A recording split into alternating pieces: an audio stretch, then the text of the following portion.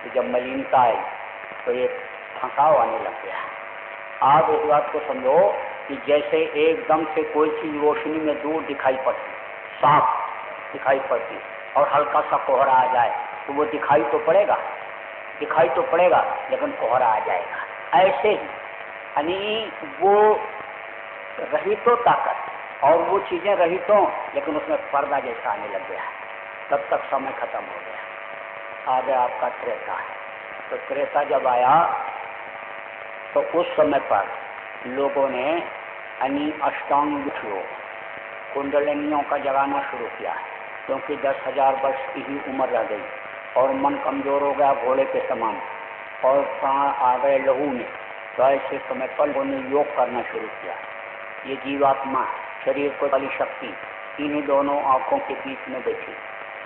जब ये निकल जाती है तो शरीर बिल्कुल निर्जीव हो जाता है, धड़ाम से गिरता है। चाहे राजा का शरीर हो, चाहे महाराजा का हो, चाहे सेठ साहूकार का हो, चाहे ऋषि मुनि योगी योगेश्वर का हो, कोई भी शरीर हो, अधिकारी कर्मचारी का, सीएम डीएम का, किसी का भी हो, फौरन गिरता है।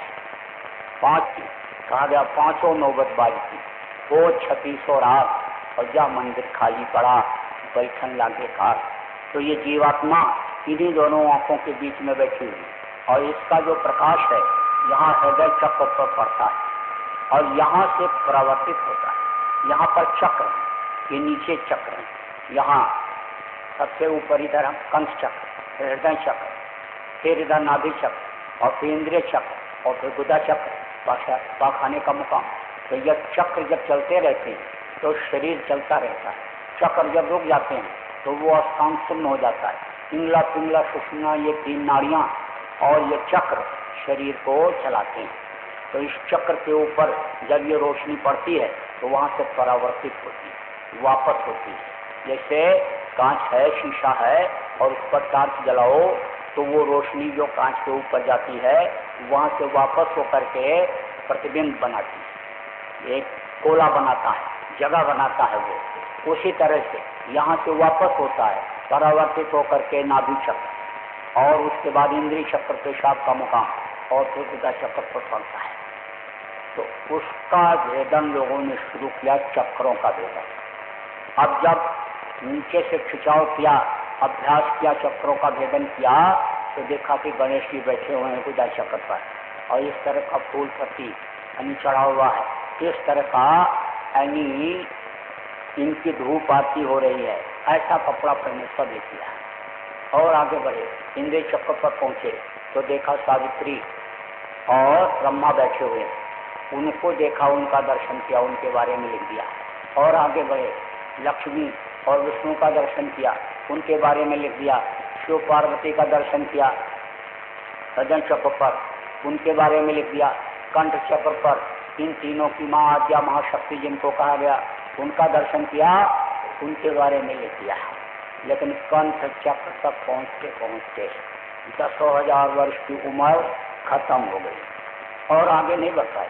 5 स्थान नीचे और 5 स्थान ऊपर, लेकिन ऊपर बढ़ने का इनको अवसर नहीं मिला और न इनको किसी ने भेद बताया। तब तक आपका त्रेता खत्म हो गया। अब आ गया द्वापर। तो द्वापर में 1000 वर्ष की उम्र रह गई और मन कमजोर हो गया बकरी के समान और त्वचा यानी खाल में प्राण आ गए। तो उस समय पर लोगों ने योग करना शुरू किया और उसमें कामयाबी जब नहीं मिली तो बोले किताबों को उठाओ, पुस्तकों को उठाओ। तो उसमें देखा कि गणेश जी ऐसे हैं, लक्ष्मी जी इस तरह की, विष्णु जी इस तरह के हैं।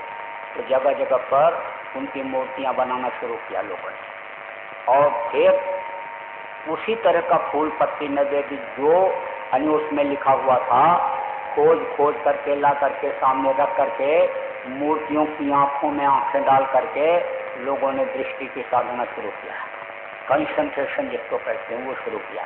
लेकिन उसमें भी पूरी कामयाबी नहीं मिली, आगे नहीं बढ़ पाए। तब तक आपका द्वापर भी खत्म हो गया।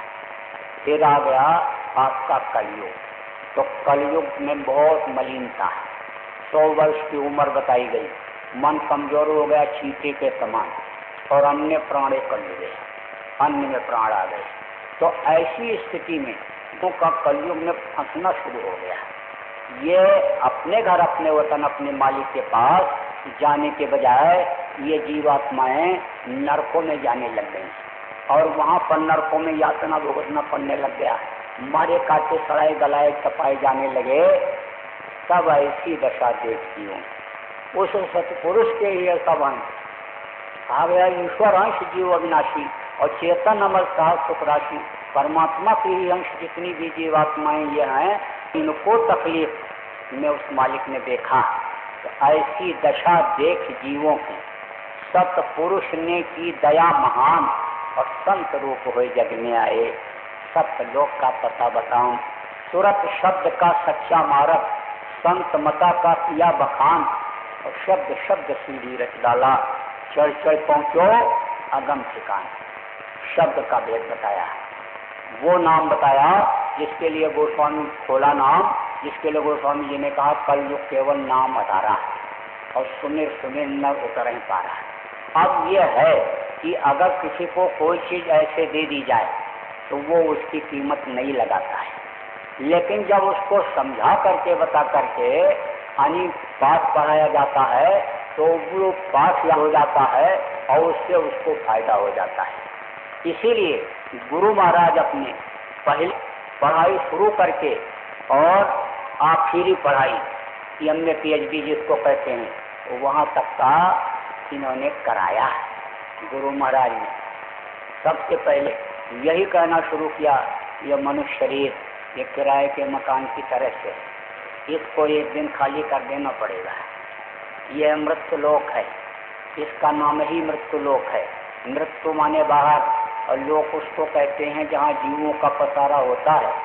ऐसे लोक से जब एक दिन जीव को बाहर कर दिया जाना होता है, वो लोक मृत्यु कहलाता है। यही कारण है कि इस मृत्युलोक में जितने भी लोग मनुष्य शरीर में आए, सबको छोड़ करके जाना पड़ा।